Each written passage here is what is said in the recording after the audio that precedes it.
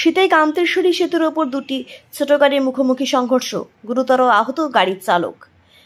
শুক্রবার বিকেল আনুমানিক ৩টে নাগাদ ঘটনা ঘটে। ঘটনায় দুই গাড়ির চালক গুরুতরভাবে আহত হয়। আরও জানা গেছে, তাদের দুজনের মধ্যে একজনের অবস্থা আশঙ্কাজনক।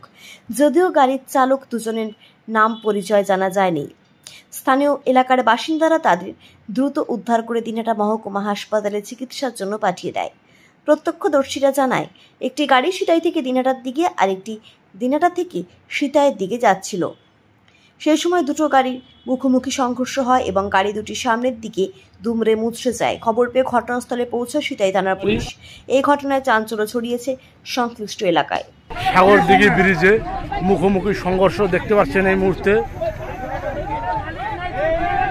একটা ওয়াগনার সাথে একটা অল্টোর মুখোমুখি সংঘর্ষ।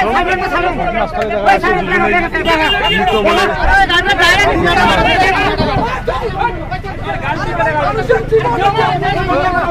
দাদা দিনটা নিয়ে দাও। আরে ভাই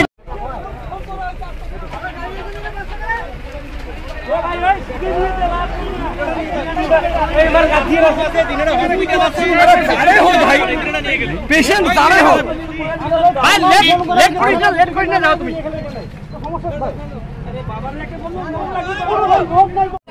স্পটে দেখতে পাচ্ছেন আপনারা মুখোমুখি সংঘর্ষ দুটো গাড়ি সাগরদিঘি ব্রিজে।